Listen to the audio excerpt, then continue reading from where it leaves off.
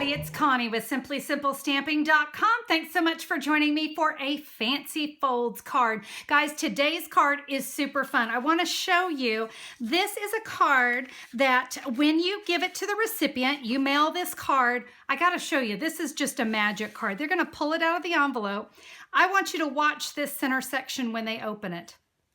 It spins. Isn't that so much fun? Guys, this card was a blast to make, and I'm going to tell you right now, it's easy. So stick with me and let's get to creating. I chose the Eastern Beauty stamp set for my card today, but guys, I got to tell you, any of your favorite stamp sets are going to do. I just really enjoyed these two sentiments, and I loved this little focal image here. So those are the ones we'll be focusing on. All right, let's talk cardstock. So I'm going to start with my card base, and that is in Tempting Turquoise, and that is 8.5 by 5.5. My score lines for this card are 2 1/8 and 4 1/4 inch. I've got two pieces of lemon lime twist cardstock. The first one, this is a 4" by 4" square. I have that scored at 2 inches. And then I have another piece of lemon lime twist that is 3 3/4 inch by 3 3/4 inch. Two pieces of Whisper White.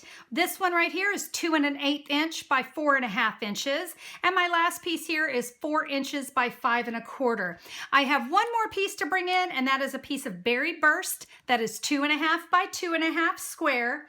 And then the magic comes in this cord. So this stretchy cord is called Stretch Magic. You can find this where you're going to find beads and jewelry making in your local craft store. You see it's got a really nice stretch to it. Fishing line will work as well. Now there's different diameters. I'm using a 0.5 millimeter, but you know what? It just happened to be the one I had in my craft room. So don't get too wrapped up in the dimension of that.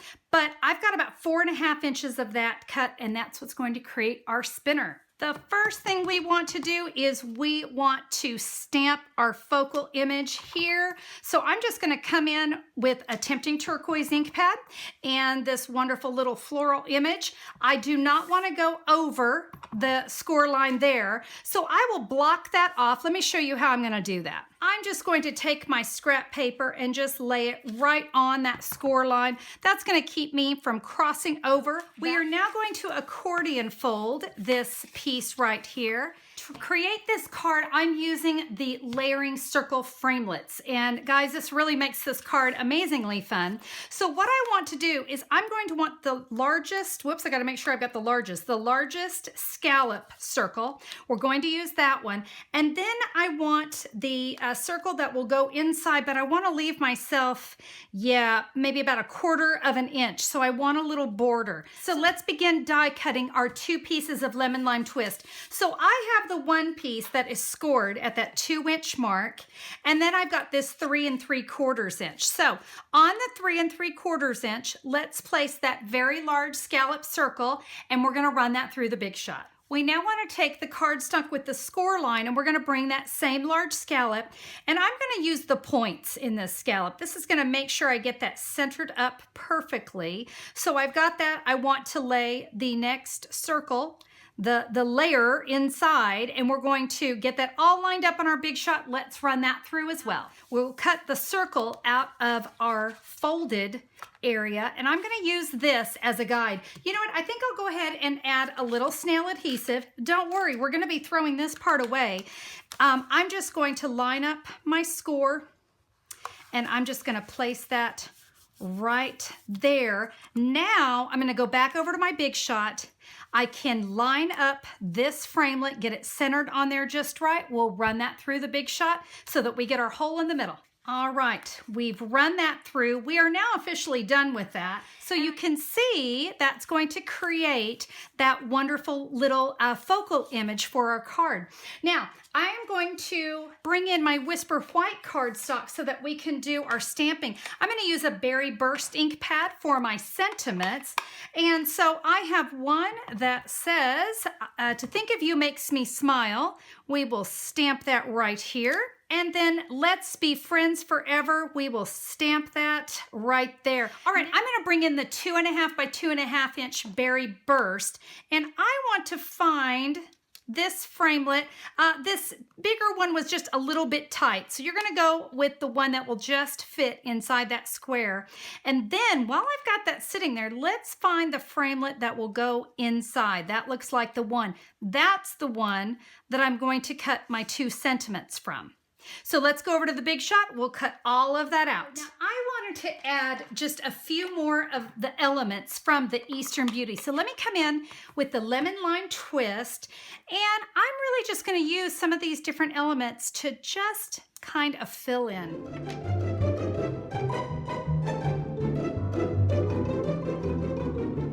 It's time to start putting together the spinner. So I'm going to bring in that little piece of cord, and I want to begin by adding 2 Stampin' Dimensionals onto that berry burst scallop.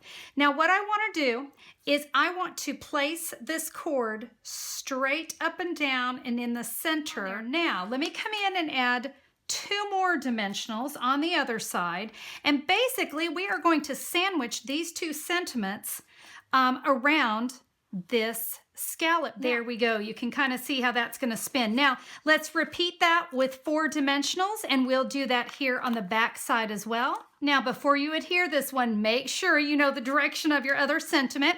Let's add that one right on top.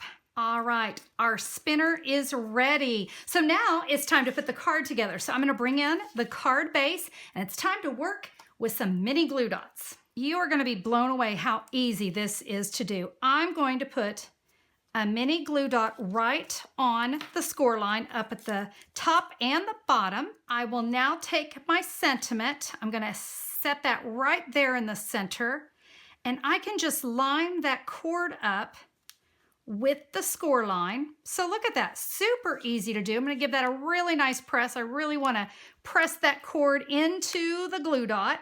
Now, before I do anything, let's go ahead and trim off this excess because we don't want that to show. So we'll just give that a nice little snip. We're now going to get a little glue dot happy. So I'm going to put one here on each side. So I now have 4, and now let's add one in between each of those. So we're going to have 8 glue dots all the way around. All right, there are my 8 glue dots. So now we're going to come in with that scallop that we created. And you know, it's got that fold in it. We actually need that. We're going to use that as a guide, and I can just kind of line that up. When you're happy with it, give that a press, and I'm even going to come in with my bone folder. Because boy, do I want to make sure that that cord does not come off of that glue dot. Right. Now it's time to work on the inside of the card. And boy, it couldn't get any easier than this. Let's start with a berry burst ink pad.